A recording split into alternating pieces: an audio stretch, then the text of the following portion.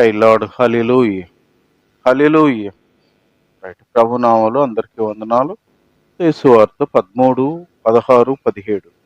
అయితే మీ కన్నులు చూచుచున్నవి కనుక అవి ధన్యములైనవి, మీ చెవులు వినుచున్నవి గనుక అవి ధన్యములైనవి. అనేక ప్రవక్తలను నీతిమంతులను మీరు చూచు వాటిని చూడగోరియు చూడకపోయిరి, మీరు విను వాటిని వినగోరియు వినకపోయిరని మీతో నిశ్చయముగా చెప్పుచున్నాను. చాలు. Praise Lord. హల్లెలూయా. హల్లెలూయా. ప్రియ దేవుని బిడ్డలారా, ప్రభు ఆనాడు ఆ ప్రజలతో మాట్లాడుతూ అంటాడు, మీ కన్నులు చూచుచున్నవి గనుక అవి ధన్యములైనవి, మీ చెవులు వింటున్నవి గనుక అవి ధన్యములైనవి అని అక్కడున్న ప్రజల్ని గూర్చి మాట్లాడుతూ అన్నాడు. అనేక మంది మీరు వింటున్న వాటిని వినగోరి వినలా, అనేక మంది మీరు చూస్తున్న వాటిని చూడగోరి చూడలేదు. కాబట్టి మీరు వింటున్నారు, మీరు చూస్తున్నారు, మీరు ధన్యులు అని ప్రభువు చెప్పాడు. దేవుని స్తోత్రం. హల్లెలూయా. ఈ ప్రభువు చెప్పిన ధన్యత గురించి ఏంటి అది?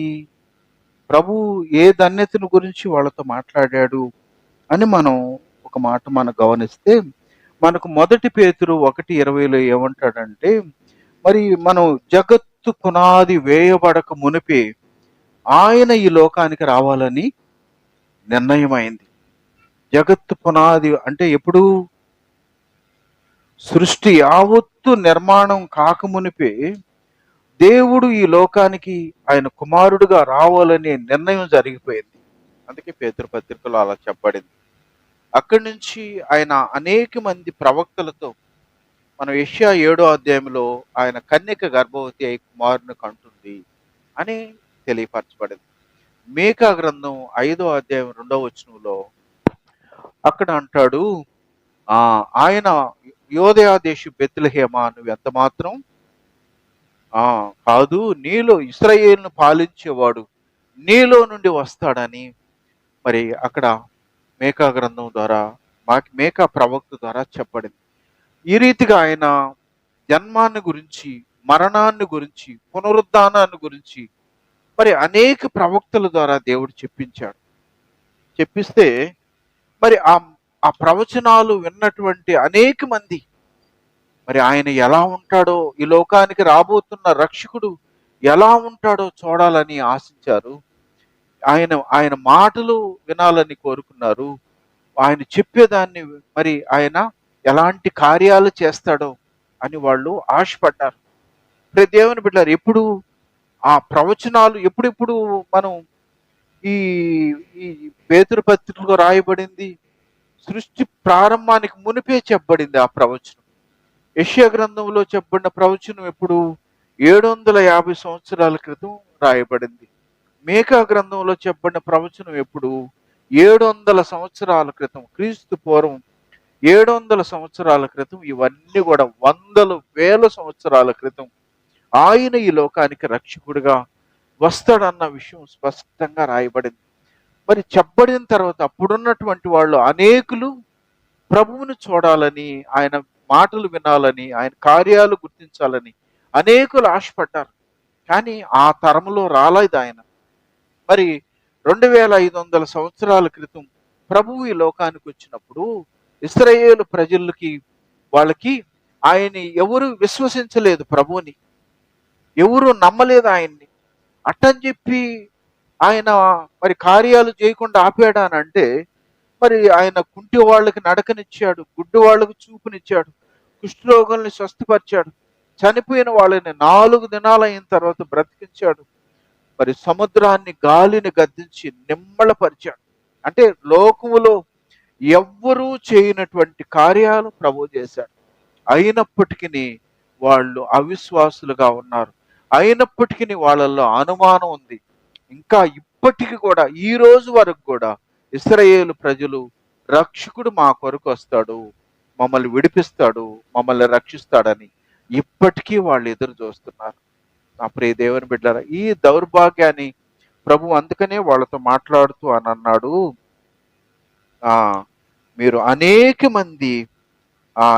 మంది నీతిమంతులు ఈరోజు మీరు చూస్తున్నారే, నన్ను చూడాలని ఆశపడ్డారు, వాళ్ళు చూడలేకపోయారు. అనేకులు వినాలని ఆశపడ్డారు, వినలేకపోయారు. కానీ మీరు మాత్రం చూస్తున్నారు, మీరు మాత్రం వింటున్నారు, కానీ వాళ్ళు గ్రహింపు లేకుండా పోయింది. దేవుని బిడ్డలారా, దాని అంతటికీ కారణం ఏంటంటే వాళ్ళు అర్థం చేసుకోవటంలో పెద్ద పొరపాటు చేశారనే సత్యాన్ని మనం జ్ఞాపం చేసుకోవాలి. అంటే మేకా గ్రంథం 5వ అధ్యాయం 2వ వచనంలో, స్వల్ప గ్రామమైనను నా కొరకు ఇశ్రాయేలీయులను ఏలబోవాడు నీలో నుండి వచ్చును. పురాతన కాలం మొదలుకొని శాశ్వత కాలము ఆయన ప్రత్యక్షమగుచుండెను. క- దేవుని బిడ్డలారా, మేకా ద్వారా దేవుడు అక్కడ 700 సంవత్సరాల క్రితం ప్రవచనం ఏంటంటే, ఇశ్రాయేలుని ఏలబోయేవాడు, ఇశ్రాయేలుకు రక్షకుడు మీలో నుంచి, అంటే బెత్లెహేములో నుంచి వస్తాడు అనేది ప్రవచనం.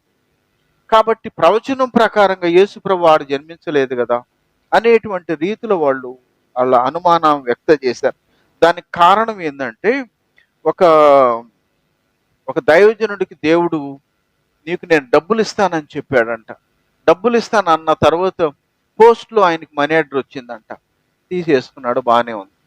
తర్వాత మళ్ళా కొంతకాలానికి నేను నీకు డబ్బులు ఇస్తాను అన్నాడంట. ఇస్తానన్న తర్వాత పోయినసారి ఎలా వచ్చింది డబ్బులు? పోస్ట్ ద్వారా వచ్చింది. కాబట్టి ఇప్పుడు ఏం చేశాడు ఆయన? పొద్దున్నే రెడీ అయిపోయి పోస్ట్ ఆఫీస్ ఎదురుగా కూర్చో ఉండేవాడంట. రోజు పోయేది, పొద్దునాడు కూర్చొని సాయంకాలం దాకా అన్నే కూర్చో ఉండేవాడంట. ఇంటికి వచ్చేస్తున్నాడు, దేవుడు చెప్పాడు కానీ రాలా అని కొంత నిరాశ ఉంది. అలా వారం రోజులు గడిచిపోయిందంట. వారం రోజులు గడిచిపోయిన తర్వాత ఆయన ఒకసారి ఇంటికి ఉసూరని వస్తే ఇంటి దగ్గర ఒక ఆయన కూర్చో ఉన్నాడంట. కూర్చోండి, అయ్యా నీకోసం వారం నుంచి తిరుగుతున్నాను, పొద్దున వచ్చి సాయంకాలం దాకా కూర్చొని నువ్వు లేవు అని చెప్పి వెళ్తున్నాను, ఈ రోజు రాత్రి కన్నా నువ్వు వస్తావు కదా అని నీకోసం నేను ఇక్కడ కూర్చొని ఉన్నాను అన్నాడంట. అంటే పోయినసారి పోస్ట్లో వచ్చిన అమౌంట్ ఈసారి ఎలా వచ్చింది? ఒక దైవజనుడు మరొక వ్యక్తిని దేవుడు ప్రేరేపించడం ద్వారా డబ్బులు ఇచ్చాడు. నా ప్రియ దేవుని బిడ్డలారా, ఇలాంటి అనుమానం, ఇలాంటి సందేహంతో ఇశ్రాయేలు ప్రజలు అందరూ కూడా బెత్లెహేములో నుంచి రావాలా, పరిచర్య జరిగించాలా. కాబట్టి ఈయన ఆడ నుంచి వచ్చాడు? యేసు ప్రభువు నజరేయుడు అని పిలువబడింది. నజరేతులో నుంచి వచ్చాడు కాబట్టి ఆయన కాదు అనేటువంటి అనుమానంతో వాళ్ళు ఈ రోజు వరకు కూడా వాళ్ళు ప్రభుని కనీసం ఏదో ఒక 3-4% నమ్మారే కానీ మిగతా వాళ్ళందరూ కూడా ప్రభుని వాళ్ళు ఎరగల. ఎంత భయంకరమైన పరిస్థితి. అందుకని వాళ్ళ విషయంలో ప్రభువు మాట్లాడుతూ అన్నాడు, 13వ అధ్యాయం మత్తయి 15వ వచనం, ఈ ప్రజలు కనులారా చూచి చెవులారా విని హృదయముతో గ్రహించి మనస్సు త్రిప్పుకొని నా వలన స్వస్థత పొందుకుంటున్నట్లు వారి హృదయము క్రొవ్వినది, వారి చెవులు వినుటకు మందములైనవి, వారు తమ కన్నులు మూసుకుని ఉన్నారు గనుక మీరు వినుమట్టుకు విందురు గాని గ్రహింపనే గ్రహింపరు, చూచుట మట్టుకు చూతురు గాని ఎంత మాత్రమునో తెలుసుకొనరని యెషయా చెప్పిన ప్రవచనము వీరి విషయమై నెరవేరుచున్నది. దేవుని స్తోత్రం, హల్లెలూయా. అందుకనే యెషయా ప్రవక్త ప్రవచనం చెప్పాడు. వాళ్ళు చూస్తారు కానీ గుర్తించరు, వింటారు కానీ వాళ్ళు పట్టించుకోరు.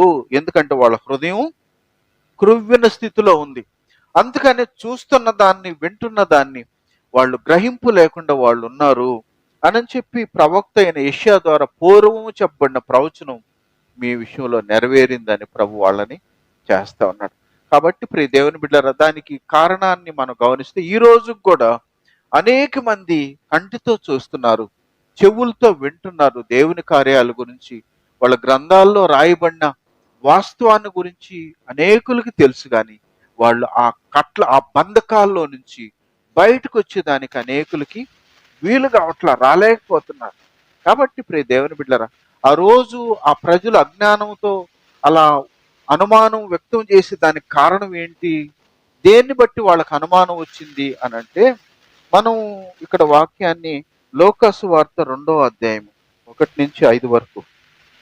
కైసరు ఔగస్తు వలన ఆజ్ఞ అయిను ఇది కురేనియా సిరియా దేశమునకు అధిపతి అయి ఉన్నప్పుడు జరిగిన మొదటి ప్రజా సంఖ్య అందరినూ ఆ సంఖ్యలో రాయబడుటకు తమ తమ పట్టణములకు వెళ్ళిరి. యోసేపు దావీదు వంశములోను గోత్రములోను పుట్టినవాడు గనుక తనకు భార్యగా ప్రదానము చేయబడి గర్భవతి అయి ఉండిన మరియాతో కూడా ఆ సంఖ్యలో రాయబడుటకు గలీలయలోని నజరేతు నుండి యూదియాలోని బెత్లెహేం అనబడిన దావీదు ఊరికి వెళ్ళెను. వారక్కడ ఉన్నప్పుడు ఆమె ప్రసవ దినములు నిండెను గనుక తన తొలిచూలు కుమారుని కని పొత్తి గుడ్డలతో చుట్టి సత్రములో వారికి స్థలము లేనందున ఆయనను పశువుల తొట్టిలో పరుండబెట్టెను. దేవుని బిడ్డలారా, మరి నజరేతులో ఉన్నటువంటి యేసేపు ఆయనకు ప్రదానం చేయబడినటువంటి మరేం తీసుకొని వాళ్ళు అప్పటి రాజు కైసరు ఔగుస్తు మొట్టమొదటి ప్రజా సంఖ్య, అంటే ఆ మొట్టమొదటి ఎప్పుడు జరిగిందనే దానికి రాజు లెక్కల ప్రకారంగా ఉంటుంది, డేట్లతోటే ఉంటాయి. ఆ కాలంలో రాజు నిర్ణయించాడు, ఆయన ఆధీనంలో ఉన్న ఈ దేశాలన్నీ కూడా.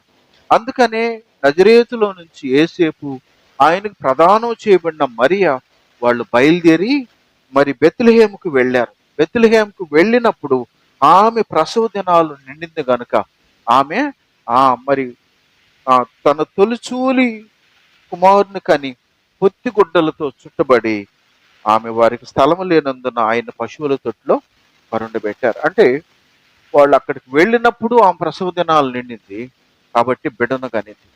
అంటే ప్రవచనం నెరవేరిందే లేదా? బెత్లెహేములో నుంచి ప్రభువు వస్తాడన్న నెరవేర్చడం ఖచ్చితంగా నెరవేరింది.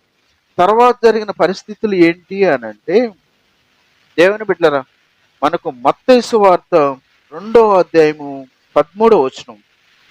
ప్రభు దూత స్వప్నమందు యోసేపునకు ప్రత్యక్షమై హేరోదు ఆ శిశువును సంహరింపవలనని ఆయనను వెదకబోచున్నాడు గనుక నీవు లేచి ఆ శిశువును ఆయన తల్లిని వెంటబెట్టుకుని ఐగుప్తునకు పారిపోయి నేను నీతో తెలియచెప్పు వరకు అక్కడనే ఉండమని అతనితో చెప్పెను. చాలు, దైలాడు హల్లెలూయా.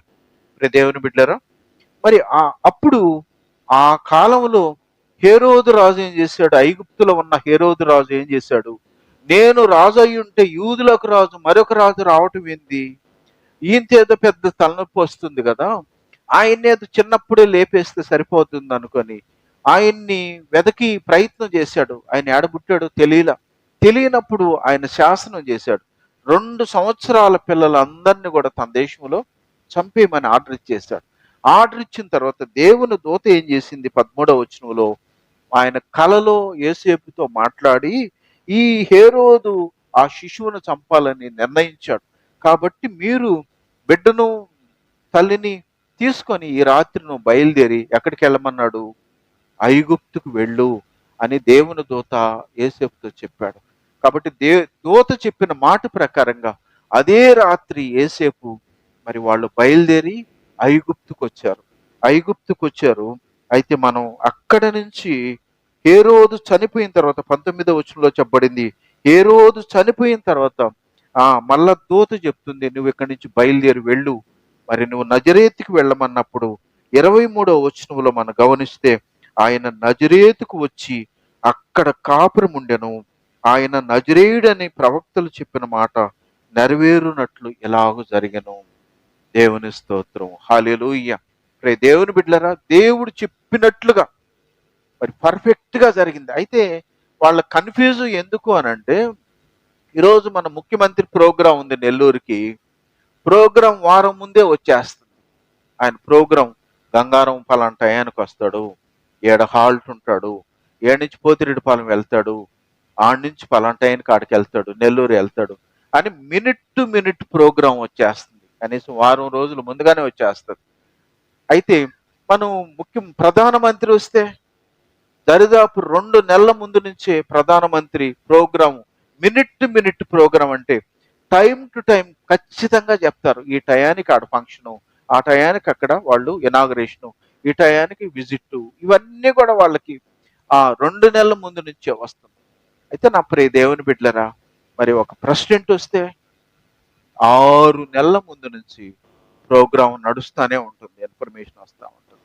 అప్పుడే దేవుని బిడ్డలరా, ముఖ్యమంత్రులకి, ప్రధానమంత్రులకి, ప్రెసిడెంట్లకి ఎంతెంత ముందుగా వస్తే ప్రభువు ఈ లోకానికి వస్తాడని ఎప్పుడు చెప్పబడింది? జగత్తు పునాది వేయబడక మునిపే చెప్పబడింది.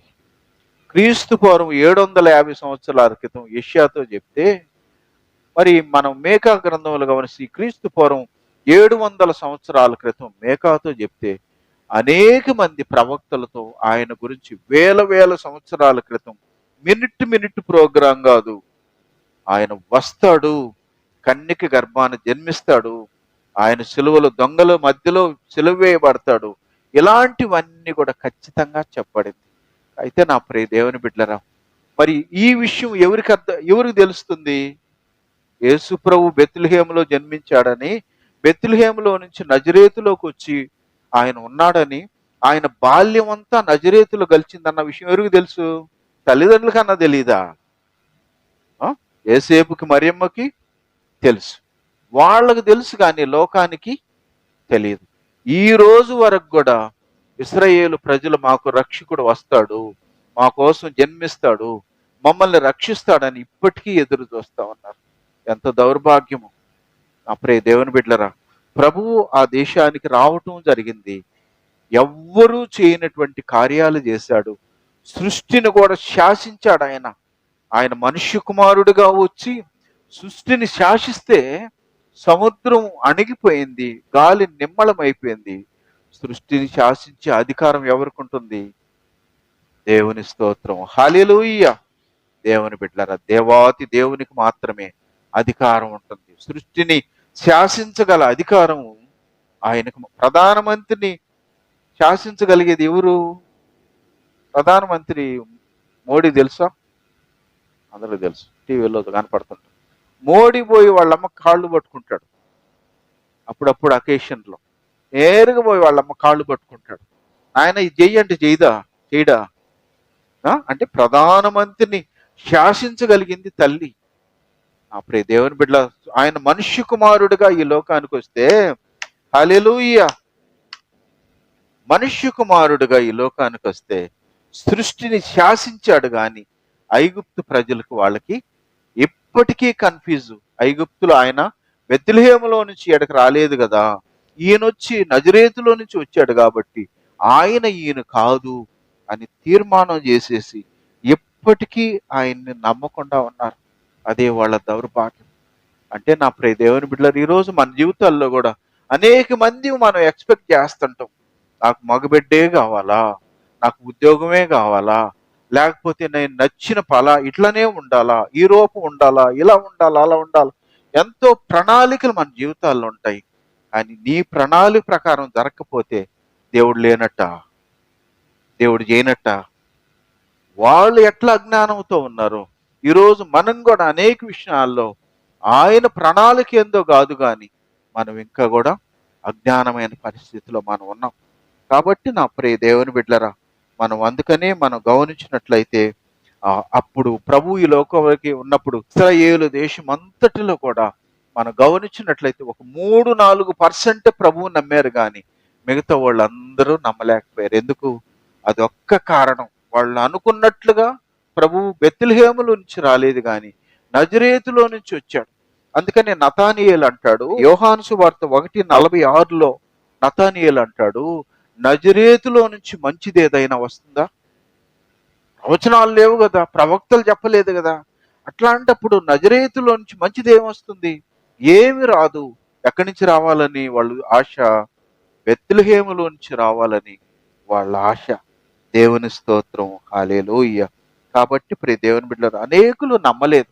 అందుకని మరి మనం గమనించినట్లయితే ఆత్మపూర్ణుడైనటువంటి బాప్తిస్మిచ్చు యోహాను కార్యాలు చూస్తున్నాడు, ప్రభువును చూశాడు.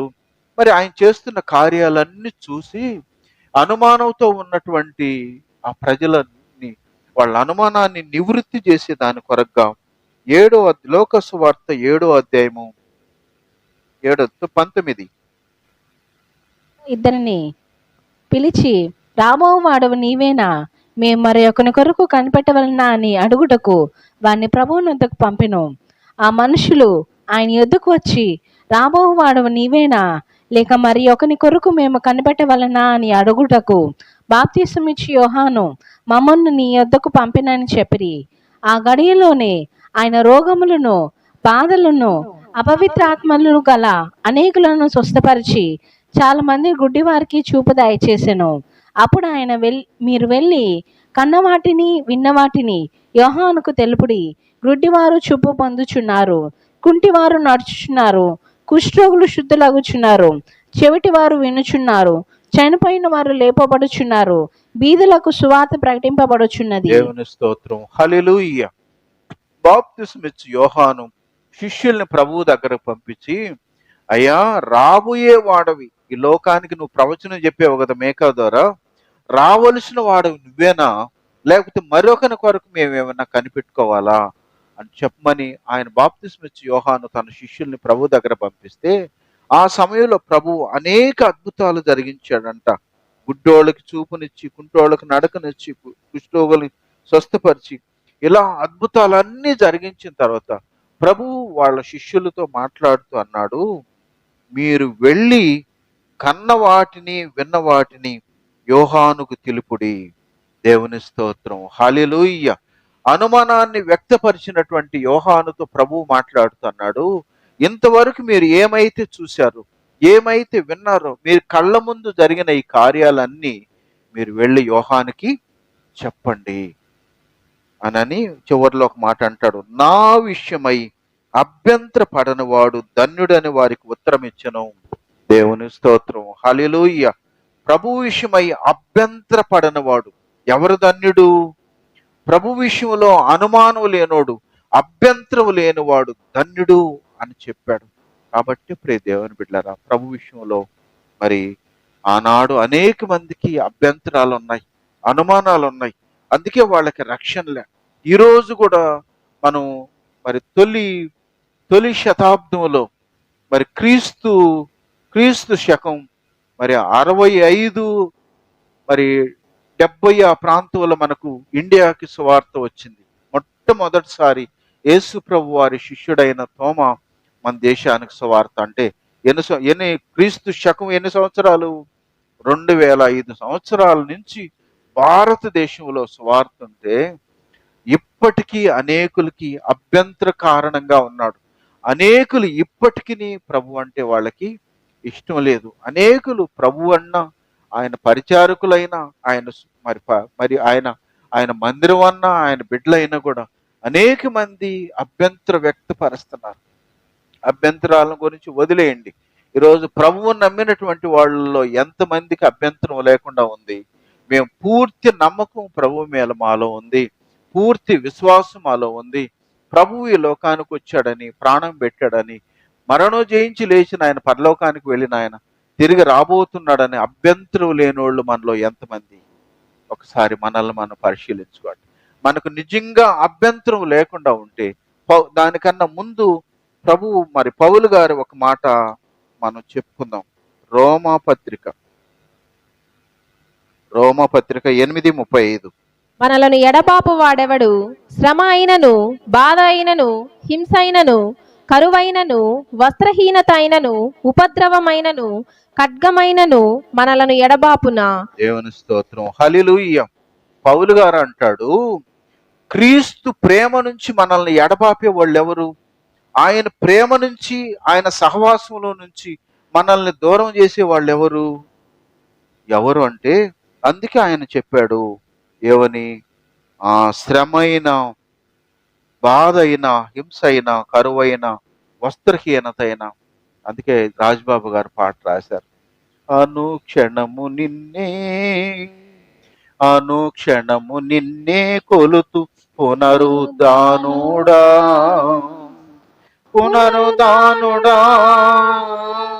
పరిశుద్ధుడా, పునరుద్ధానుడా పరిశుద్ధుడా, అనుక్షణము నిన్నే కొలుతూ పునరుద్ధానుడా, అధికారులైనా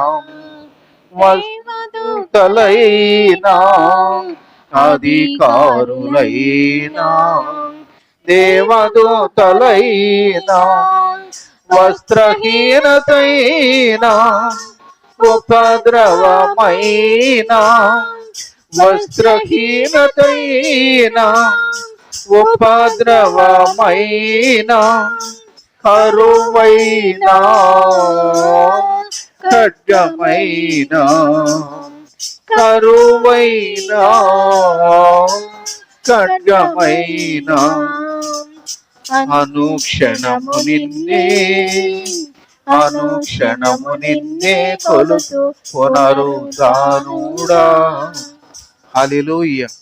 పౌలు గారు చెప్పిన మాట ఏంటంటే, అయ్యా నీ ప్రేమ నుంచి నీ సహవాసం నుంచి నన్ను ఎడబాపేది ఎవరు అంటే, శ్రమ ఉంది, బాధ ఉంది, కరువు ఉంది, ఖడ్గం ఉంది, వస్త్రహీనత ఉంది, ఉపద్రవం ఉంది, ఇవన్నీ ఉన్నాయి. మా జీవితంలో ఇలాంటి నష్టాలన్నీ ఉన్నాయి. ఇవేవి కూడా నన్ను నీ ప్రేమ నుంచి ఎడబాపు. ఎందుకంటే ఏది వచ్చినా లెక్కలే. అందుకని ఆయన 2 కొరింథీ 1:12 అన్నాడు, నేను నమ్మిన వాణ్ణి నేను ఎరుగుదును. అందుకనే కరువు వచ్చిన, కష్టం వచ్చిన, శ్రమ వచ్చిన, బాధ వచ్చిన, ఏది వచ్చినా కూడా నేను నిన్ను విడిచిపెట్టను అని చెప్పాడు. దేవుని స్తోత్రం. హల్లెలూయా. నా ప్రియ దేవుని బిడ్డలారా, ఈరోజు మన జీవితాల్లో అభ్యంతరకరంగా మనం లేము ఉన్నాము అనేది ఆ ప్రశ్నను పక్కన పెడితే, ఈరోజు నిజంగా నీకు ప్రభు విషయంలో అనుమానం లేకుండా ఉంటే, అభ్యంతరం లేకుండా ఉంటే, మరి నీ ఆసక్తి ఏది? ప్రభువు కోసం నీ పరుగేది? ప్రభు సన్నిధి కోసం నువ్వు ఆ వచ్చే అనుభవం ఏంది? 84వ కీర్తనలో భక్తుడు అంటాడు మొదటి నుంచి, నీ నివాసములు ఎంత రమ్యములు, యెహోవా మందిరావరణములో చూడవలనని నా ప్రాణము ఎంతో ఆశపడుచున్నది, అది సొమ్మసిల్లుచున్నది.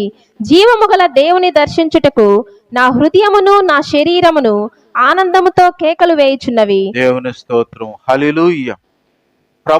ప్రభు విషయంలో అభ్యంతరం లేకుండా ఈ వ్యక్తి దేవుని మందిర ఆవరణాన్ని చూడాలని, అయ్యా నీ సన్నిధిని ఉండే మందిరం ఆవరణం చూడాలని నా ప్రాణం ఆశపడుతుంది. ఆశ ఎలా ఉందంటే సొమ్మసిల్లిపోయేటట్టుగా ఆశపడుతుంది. జీవము గల దేవుణ్ణి దర్శించుటకు నా హృదయము శరీరము ఆనందముతో కేకలు వేస్తుంది. అది అభ్యంతరం లేనటువంటి వాళ్ళు చేసే పని. మనకు అభ్యంతరం లేదు. నేను ఎప్పుడెప్పుడు ఆయన సన్నిధిలో ఉండానా, ఎప్పుడెప్పుడు దేవుని చేసిన మేలుకు కృతజ్ఞతలు చెల్లించాలా, ఎప్పుడెప్పుడు హృదయపూర్వకంగా ఆయన్ని మనస్ఫూర్తిగా ఆయన గణపరచాలని అభ్యంతరం లేని వాళ్ళు ఉంటుంది. ప్రియ దేవుని బిడ్డలారా, ఆ జీవితంలో ప్రభు విషయంలో నాకు అనుమానమే లేదు. ఎందుకనంటే అన్ని అనుమానాలు దేవుడు నివృత్తి చేశాడు. హల్లెలూయా. నివృత్తి చేశాడు. అందుకే అనేక అనారోగ్య పరిస్థితులు, అనేక బలహీనతలు, అనేక ఆటంకాలు వచ్చినాయి, కానీ ఆయన ప్రేమ నుంచి నేను ఒక్క ఇంచు కూడా పక్కకి పోలేదా? ప్రభు విషయంలో ఎలాంటి అభ్యంతరం కానీ ఆటంకం లేదనేది జ్ఞాపకం చేసుకోవాలి. కాబట్టి అభ్యంతరం లేకపోతే ఆసక్తి అలా ఉంటుంది.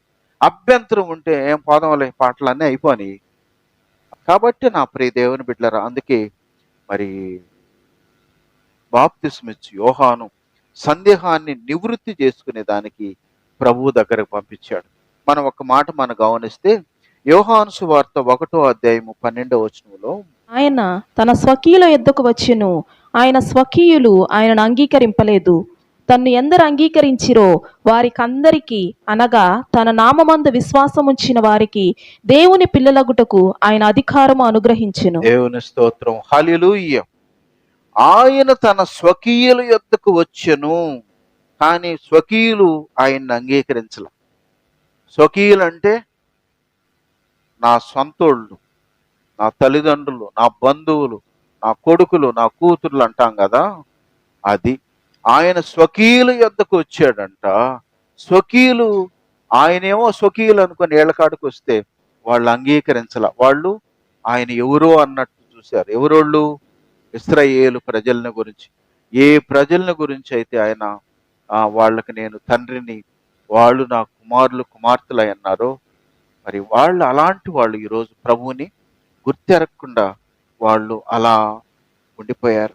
నా ప్రియ దేవుని బిడ్డలారా, అయితే ఒక్క మాట మనం గమనిస్తే, మరి వాళ్ళు ప్రభువుని ఎరగలేదని వాళ్ళనేమి దేవుడు విడిచిపెట్టేశాడా? ఈ రోజుకి 3-4-5% వాళ్ళది రక్షించబడినటువంటి గుంపు ఉంది వాళ్ళు. వాళ్ళని ఏమైనా దేవుడు విడిచిపెడతాడా? ఇప్పుడు నీ బిడ్డలు కొంతమంది వింటారు, మాట వింటారు, కొంతమంది వింటలా. విడిచిపెట్టేస్తావా? విడిచిపెట్టవు కదా. ఆఫ్టర్ నువ్వు నేనే విడిచిపెట్టాం. దేవాతి దేవుడు ఎలా విడిచిపెడతాడు? అందుకనే ఒక అద్భుతమైన మాట ఏంటంటే, హెబ్రీ పత్రిక 8వ వచనం, 8వ అధ్యాయం 8వ వచనం నుంచి ఆయన అపేక్షించి వారితో ఇలాగు చెప్పుచున్నాడు, ప్రభు ఇట్లనెను, ఇదిగో ఒక కాలము వచ్చుచున్నది, అప్పటిలో ఇశ్రాయేలు ఇంటి వారితోనూ యూదా ఇంటి వారితోనూ నేను క్రొత్త నిబంధన చేయుదును. అది నేను ఐగుప్తు దేశములో నుండి వీరి పితరులను వెలుపలికి రప్పించుటకై వారిని చెయ్యి పట్టుకొనిన దినమున వారితో నేను చేసిన నిబంధన వంటిది కాదు. ఏమనగా వారు నా నిబంధనలో నిలువలేదు కనుక నేను వారిని అలక్ష్యము చేసి తినని ప్రభు చెప్పుచున్నాడు. ఆ దినములైన తరువాత ఇశ్రాయేలీయుల ఇంటి వారితో నేను చేయబో నిబంధన ఏదనగా, వారి మనస్సులో నా ధర్మ విధులను ఉంచెదను, వారి హృదయముల మీద వాటిని రాయుదును. నేను వారికి దేవుడునై యుందును, వారు నా ప్రజలై యుందురు. వారిలో ఎవడునూ ప్రభువును తెలుసుకొనుడని తన పట్టణస్థునికైనను తన సహోదరునికైనను ఉపదేశము చేయడు. వారిలో చిన్నలు మొదలుకొని పెద్దల వరకు అందర్నూ నన్ను తెలుసుకొందురు. నేను వారి దోషముల విషయమై దయగలిగి వారి పాపములను ఇకను ఎన్నడూను జ్ఞాపకము చేసుకొనని ప్రభు సెలవిచ్చుచున్నాడు. దేవుని స్తోత్రం. హల్లెలూయా. ప్రియ దేవుని బిడ్డలారా, ఇశ్రాయేలు ప్రజలను గురించి దేవుడు వాగ్దానం ఏందో తెలుసా? మునుపు నేను వాళ్ళతో నిబంధన చేశా. నిబంధన ఏంది? ఆజ్ఞలు ఇచ్చాడు, 10 ఆజ్ఞలు ఇచ్చాడు.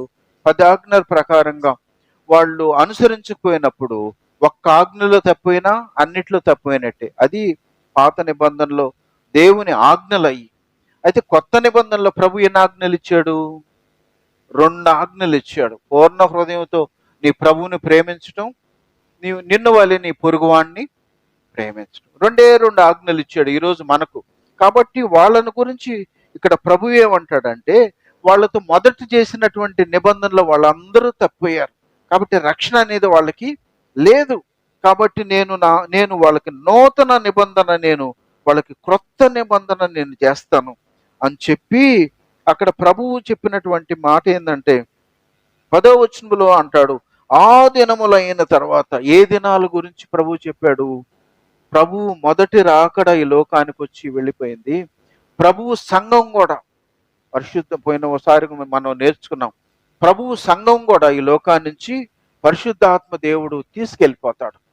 అప్పుడు దాకా వాళ్ళకి రక్షణ లేదు. సంఘం ఎత్తబడిన తర్వాత విడిచిపెట్టబడినటువంటి మనుషులకు భయంకరమైన శ్రమలు వస్తాయి. ఎన్ని సంవత్సరాలు? 7 సంవత్సరాలు. సరే, మనం నేర్చుకున్నాం. సంఘం ఎత్తబడిన తర్వాత విడిచిపెట్టబడిన మనుషులకి 7 సంవత్సరాలు వీళ్ళకి భయంకరమైన శ్రమలు ఉంటాయి. వీళ్ళకి అక్కడ వాళ్ళకి 7 సంవత్సరాలు విందులో వాళ్ళు ఉంటారు. కాబట్టి మొదట ఎత్తబడే సంఘములో ఉండేవాళ్ళు ఎంత ధన్యులో, ఎంత అద్భుతంగా ఆయన సన్నిధిలో చేరి ఆ విందు అంటే ఎంత అద్భుతంగా ఉంటుంది, శ్రేష్టంగా ఉంటుందో. కాబట్టి మొదటి ఆ సంఘములో ఎత్తబడినప్పుడు ఉండేవాళ్ళు ధన్యులు, చాలా గొప్పోళ్ళు. సంఘం ఎత్తబడిన తర్వాత భూమి మీద మొదటి 3.5 సంవత్సరం కొంత తక్కువ ఉంటుంది. రిమైనింగ్ మిగతా 3.5 సంవత్సరం భయంకరమైన శ్రమలు వాళ్ళకు వస్తాయి. ఒకసారి మనం నేర్చుకున్నాం, వాళ్ళు ప్రభువుని ఆరాధించడం కూడా అప్పుడుండే మరి క్రీస్తు విరోధి ఆరాధన కూడా ఆపేస్తాడు. ఇవన్నీ వ్యతిరేక పనులు చేస్తుంటే ఇశ్రాయేలుకి డౌట్ వస్తుంది. ఆరాధనని ఆపేయమంటాడు, ఇది అటు చేయొద్దు ఇటు చేయొద్దు అంటున్నాడు. వీడు నిజంగా క్రీస్తు కాదు, వీడు క్రీస్తు విరోధి అనే సత్యాన్ని గుర్తెరిగి అప్పుడు వాళ్ళకి పశ్చాత్తాపం వస్తుంది. అప్పుడు వాళ్ళు ప్రభువుని జ్ఞాపకం చేసుకుంటారు. అయ్యో, ప్రభువు ఈ లోకానికి వచ్చాడే, ఆయన ప్రాణం పెట్టాడే, అద్భుతాలు చేశాడే, ఎంత అజ్ఞానులు మనం, ఎంతగా దుర్మార్గులు మనం, ఆయనే మనం సిలువ వేసే దానికి మనం కారకులయ్యామని పశ్చాత్తాపం వాళ్ళు వస్తుంది. అందుకని ఇక్కడ అన్నాడు 10వ వచనంలో, ఆ దినములైన తర్వాత ఇశ్రాయేలు ఇంటి వారితో నేను చేయబో నిబంధన ఏదనగా, వారి మనస్సులో నా ధర్మ విధులను ఉంచెదను, వారి హృదయముల మీద వాటిని రాయుదును, నేను వారికి దేవుడయుందును, వారు నాకు ప్రజలయ్యుందురు. వారిలో ఎవడును ప్రభువును తెలుసుకునుడని తన పట్టణస్థులకైనా తన సహోదరునికైనా ఉపదేశము చేయుడు. వారిలో చిన్నలు మొదలుకొని పెద్దల వరకు అందరూ నన్ను తెలుసుకుందరు. దేవుని స్తోత్రం, హల్లెలూయా. అక్కడ మళ్ళా సువార్త ఏమీ లేదు. ఇక సంఘం ఎత్తబడిన తర్వాత సుఖవార్త లేదు, పరిశుద్ధాత్మ దేవుని కార్యాలు అంతకంటే లేవు. కానీ వాళ్ళందరికీ దేవుడు ప్రేరేపిస్తాడు. ప్రభువుని గురించి వాళ్ళు అప్పుడు ఆలోచిస్తారు, అప్పుడు పశ్చాత్తాపడతారు, కన్నీరు కారుస్తాడు. అందుకని వాళ్ళు ప్రభువుని తెలుసుకోండని మరొకరికి చెప్పే అవకాశం లేకుండా అందరికీ పరిశుద్ధాత్మ దేవుడు ఆ గ్రహింపుని దయచేస్తాడు. అందుకని అందరూ నన్ను తెలుసుకుంటారు. అందుకే 12లో చాలా మంచి మాట, నేను వారి దోషముల విషయమై దయగలిగి వారి పాపములను ఇక ఎప్పుడు ఎన్నడూను జ్ఞాపకము చేసుకొననని ప్రభువు సెలవిస్తున్నాడు. దేవుని స్తోత్రం, హల్లెలూయా. మరి వాళ్ళందరూ ఎప్పుడైతే ప్రభువుని తెలుసుకుంటారో వాళ్ళందరి పాపాలు నేను క్షమిస్తా. మరి ఇక ఎన్నడూ నేను వాళ్ళ పాపాన్ని జ్ఞాపకం చేసుకుంటా. ఎవరోళ్ళు? ఆయన్ని దూషించిన వాళ్ళు, హేళన చేసిన వాళ్ళు, అవమానించిన వాళ్ళు, ఆయన తల్లిని నిందించిన వాళ్ళు. సో ఆయన మరి అనేక మాటలు ఆయన్ని గురించి దయ్యం పట్టినోడని రకరకాలుగా హేళన చేసినటువంటి ఆ గుంపుకి ప్రభు ఇప్పుడు అంటాడు, వాళ్ళ పాపాలు నేను జ్ఞాపకం చేసుకుంటున్నాను, వాళ్ళని అన్ని జ్ఞాపకం చేసుకున్నాను, వాళ్ళని నేను క్షమిస్తున్నా, వాళ్ళందరినీ రక్షిస్తానన్నాడు. దేవుని స్తోత్రం, హల్లెలూయా. ఎందుకో తెలుసా, మనకు నిర్గమకాండంలో ఒక మాట ఏం తెలుసా? 20వ అధ్యాయము 6వ వచనములో ఏమంటాడు తెలుసా? నన్ను ప్రేమించి నా ఆజ్ఞలు గైకొను వారిని 1000 తరముల వరకు కరుణించి వాడనై ఉన్నాను. దేవుని స్తోత్రం, హల్లెలూయా. నన్ను ప్రేమించి నా ఆజ్ఞలు ఎవడైతే గైకొంటాడో వాడి వరకే కాదు, వాడి కుటుంబం వరకే కాదు, 1000 తరాల వరకు నేను వాళ్ళకి ఆశీర్వాదం అనేది ఇస్తానన్నాడు. కాబట్టి ఈరోజు వాళ్ళు రక్షించబడలేకపోయినప్పటికీ రేపు ప్రభువారు ఆయన వచ్చే ముందుగా ఆయన వాళ్ళకి అలాంటి ధన్యత ఉంటుంది. ఇంకొక మాట కూడా మీరు గమనించినట్లయితే ప్రకటన గ్రంథం 20వ అధ్యాయంలో 20వ వచనం 4 నుంచి, సింహాసనములను చూచి తిని వాటి మీద ఆసీనులై ఉండి వారికి విమర్శ చేయుటకు అధికారం ఇయ్యబడెను. మరియు క్రూర మృగమునకైనను దాని ప్రతిమనకైనను నమస్కారము చేయక తమ నొసళ్ళ యందు గాని చేతుల యందు గాని దాని ముద్ర వేయించుకొననని వారిని యేసు విషయమై తానిచ్చిన సాక్ష్యము నిమిత్తము దేవుని వాక్యము నిమిత్తము శిరశ్ఛేదనము చేయబడిన వారి ఆత్మలను చూచి తిని వారు బ్రతికిన వారై 1000 సంవత్సరములు క్రీస్తుతో కూడా రాజ్యము చేసిరి. దేవుని స్తోత్రం, హల్లెలూయా. 1000 ఏండ్ల పరిపాలనలో ఎవరుంటారు? ఆ శ్రమల కాలంలో ఎవరైతే నీకు బత్తివ లేకపోయినా ప్రభువుకు ఎండుకొని నిలబడి ఉంటారో, ప్రాణం పెడతావా ఇది చేస్తావంటే ప్రాణం పెడతానని ఎవరైతే వాళ్ళు అక్కడ ప్రాణం పెడతారో, అందుకని అక్కడ చెప్పబడినటువంటి వాక్యం ఏంటంటే, సాతాను ముద్ర వేయించుకుంటే నీకు రేషన్ వస్తుంది, ముద్ర వేయించకపోతే నీకు రేషన్ లేదు, ఎండుకోవాల్సిందే. వాళ్ళు ఉంటారు. రెండోది ఎవరంటే ప్రభువు నిమిత్తం, దేవుని వాక్యం నిమిత్తం ఎవరైతే చిరచ్ఛేదనం చేయబడతారో, చిరచ్ఛేదనం అంటే పేకలు కోసి దానికి ఎవరైతే అంగీకరిస్తారో వాళ్ళు ఉంటారు. ఎవరెవరు? ఆ రేషను లేకపోయినా ప్రభువు కోసం జీవించిన వాళ్ళు ఉంటారు. పేకలు తెగుతున్న ప్రభువు సాక్షార్థమై ప్రాణం పెట్టినటువంటి వాళ్ళు ఉంటారు. వాళ్ళందరూ ఎక్కడుంటారు? 1000 ఏండ్ల పరిపాలనలో వాళ్ళు ఉంటారు.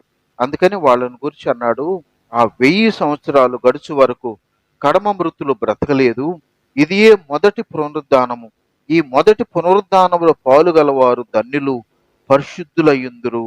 ఇట్టి వారి మీద రెండవ మరణానికి అధికారం లేదు. వీరు దేవునికి క్రీస్తుకు యాజకులై క్రీస్తుతో కూడా 1000 సంవత్సరములో రాజ్యము చేయుదురు. దేవుని స్తోత్రం, హల్లెలూయా. కాబట్టి దేవుని బిడ్డలారా, ఇశ్రాయేలు ప్రజలు భయంకరమైన శ్రమలో వాళ్ళందరూ రక్షించబడతారు. ఎలా రక్షించబడతారు? ప్రాణం తెగించి ప్రాణం పెట్టి మునుపైతే ప్రభువుని అంగీకరిస్తే ఉచితంగా రక్షణ. ఈరోజు మనకు దేవుని కృపాకాలంలో ఉన్నాం కాబట్టి మనకు రక్షణ ఉచితం. కానీ రేపు సంఘం ఎత్తబడిన తర్వాత అప్పుడు లోకం తెలుసుకున్న అప్పటికి రక్షణ ఉచితం కాదు. వాళ్ళ రక్షణ కొరకు వాళ్ళు ప్రాణం పెట్టాల్సిందే, త్యాగం చేయాల్సిందే. ఎందుకు అని అంటే ఆ పీరియడ్ అయిపోయింది కాబట్టి, కృపాకాలం అనేది అయిపోయింది. సంఘం ఎత్తబడిన తర్వాత మిగతా వాళ్ళు అలాంటి భయంకరమైన శ్రమను ఎదుర్కొంటేనే వాళ్ళకి రక్షణ ఉంది. ఇశ్రాయేలు ప్రజలు వాళ్ళల్లో అనేకులు ప్రభు దగ్గరికి అప్పుడు వస్తారు. వాళ్ళందరూ వాళ్ళతో పాటు పరిశుద్ధులు, ప్రభువు కోసం హృదయపూర్వకంగా మరి జీవించిన వాళ్ళు మాత్రమే 1000 ఏండ్ల పరిపాలనలో క్రీస్తు రాజ్యంలో ఉంటారు. ఎక్కడది? యెరూషలేము దేశంలో దావీదు పట్టణం, దావీదు సింహాసనం మీద నేను కూర్చుంటానని ప్రభు చెప్పాడు కదా. కాబట్టి ఆ సింహాసనం మీద యేసుక్రీస్తు వారు కూర్చొని 1000 సంవత్సరాలు ఆయన భూమి మీద రాజ్య పరిపాలన చేస్తారు. ఆ పరిశుద్ధులందరూ, అందుకనే వాళ్ళు ధన్యులు ధన్యులు అనే వాక్యం రాయబడి, వారు పాలుగలవారు ధన్యులు పరిశుద్ధులయ్యుందురు అని అన్నారు. కాబట్టి నా ప్రియ దేవుని బిడ్డలారా, మరి అలాంటి పరిస్థితి రాకుండా ఉండాలంటే ఈరోజు మరి మునుపటి తరం ప్రభువుని గూర్చి విని ఆయన చూడాలనుకున్నారు, చూడలేకపోయారు. మరి ప్రభువు ఈ లోకంలో శరీరంతో వచ్చినప్పుడు వాళ్ళందరూ కళ్ళ ముందు ప్రభువు కనపడుతున్నా ఆయన్ని తెలుసుకోలేకపోయారు. ఈ చివరి దినాల్లో జీవించే నువ్వు నేను ఆయన అనుకోకపోయినా, కంటితో చూడకపోయినా, కేవలం విశ్వాసమును బట్టి ప్రభువునందు నిరీక్షణ ఉంచాము, విశ్వాసం బట్టి నమ్మాము, అడుగులో ఆయన దగ్గరికి వెళ్తున్నాము. అయితే మన జీవితాల్లో 2 కొరింథీ 3:18 మనమందరమును ముసుకులేని ముఖముతో ప్రభు యొక్క మహిమను అద్దము వలె ప్రతిఫలింప చేయొచ్చు, మహిమ నుండి అధిక మహిమను పొందుచు ప్రభువగు ఆత్మ చేత ఆ పోలికగానే మార్చబడుచున్నాము. ఇక్కడ మనం గమనిస్తే దేవుని సన్నిధిలో ఉండి 40 దినాల తర్వాత కిందకు దిగి వచ్చిన మోషేను చూసేదానికి ఇశ్రాయేలు ప్రజలు, అయ్యా నువ్వు ముఖం మీద కొట్టేసుకో, నిన్ను ముఖాముఖిగా చూడలేకపోతున్నావు, నీ వెలుగుతో ఉండవు అని అన్నారు. అంటే 40 దినాలు దేవుని సన్నిధిలో ఉండే మోషేను చూసేదానికి ప్రజలు చూడలేకపోయారు. కానీ ఇక్కడ వాక్యం ఏం చెప్తుందో, మనమందరము ఎవరు? ఇశ్రాయేలు ప్రజలు రక్షించబడినటువంటి వాళ్ళు, అంతకుముందు విశ్వాసులు అయినటువంటి వాళ్ళు, ఈ చివరి దినాల్లో రక్షించబడినటువంటి మనమందరము ముసుగులేని ముఖముతో ప్రభు యొక్క మహిమను అద్దం వల్లే ప్రతిఫలింపజేయచ్చు. డైరెక్ట్గా ప్రభు సన్నిధికి మనం అందరం ఆయన చూసే భాగ్యం. దేవుని స్తోత్రం, హల్లెలూయా. అంటే మనం ఆ పోలికలోని మార్చబడి ఆయన సన్నిధిలో నిలవబడగలిగే ఆధిక్యత, ధన్యత మనకు ఆ ప్రభు ఇస్తాడు. కాబట్టి నా ప్రియ దేవుని బిడ్డలారా, వాళ్ళకి ఆ కృపనిచ్చిన దేవుడు మనకు మాత్రం కూడా అదే ధన్యతనిచ్చి మనం అందరం, అందుకనే ఒక మాట మనం ఏంటంటే రోమా 8:29 ఎందుకనగా తన కుమారుడు అనేక సహోదరులలో జ్యేష్ఠుడగునట్లు దేవుడు ఎవరిని ముందుగా ఎరిగెనో వారు తన కుమారునితో సారూప్యము గలవారొకటుకు వారిని ముందుగా నిర్ణయించెను. మరియు ఎవరిని ముందుగా నిర్ణయించెనో వారిని పిలిచెను, ఎవరిని పిలిచెనో వారిని నీతిమంతులుగా తీర్చెను, ఎవరిని నీతిమంతులుగా తీర్చెనో వారిని మహిమపరచెను. దేవుని స్తోత్రం, హల్లెలూయా. వాక్యం ఏముంటుందంటే తన సహోదరుడు, తన కుమారుడు అనేక మందికి జ్యేష్ఠుడగినట్లు, పెద్దన్న అయ్యేటట్లుగా. యేసయ్య ఇప్పుడు మనకెవరు? మనందరికి జ్యేష్ఠుడు ఆయన, మన పెద్దన్న ఆయన. ఆయన జ్యేష్ఠ కుమారుడు అవునట్లు దేవుడు ఎవరిని ముందుగా నిర్ణయించాడో వాళ్ళని పిలిచాడు, ఎవరిని పిలిచాడో వారిని నీతిమంతులుగా తీర్చాడు, ఎవరిని నీతిమంతులుగా తీర్చాడో వారిని మహింపరిచాడు. కాబట్టి ఆ ప్రణాళికలో భాగంగా ఈరోజు మనం రక్షించబడ్డాము. ఇచ్చిన రక్షణ విలువైంది, శ్రేష్టమైంది. మరి నిలుపుకోవాల్సిన బాధ్యత నీది, నాది. కాబట్టి ఆ రక్షణలో మనం నమ్మకంగా ఉందాం. ప్రభువు రాకడ కొరకు సిద్ధపడదాం. దేవుడి మాటలు ఆయన వెనుకల్లో దీవించును గాక.